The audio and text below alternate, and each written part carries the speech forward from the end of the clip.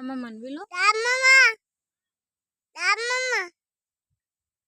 దా అమ్మమ్మ కాయ తిందుదా కాయ తిందుదా అను కాయా ఓ అమ్మా ఇది ఎన్నో కాయ డాడీ ఎన్నో కాయ సెకండ్దిగా ఆల్రెడీ వచ్చినాడు రాగానే ఒకటి తిన్నాడు ఇప్పుడు ఇది సెకండ్ది ఇంటికి పోయేలోపు ఇలాంటివి ఒక 6-7 పడతాయి ఈ బొజ్జల కదా నాన్న ఒక 6-7 బొజ్జల పడతాయి అన్నం అన్నమే పండ్లు పండ్లే అన్నీ అన్నే కానీ బక్కది మాత్రం లావు కాదు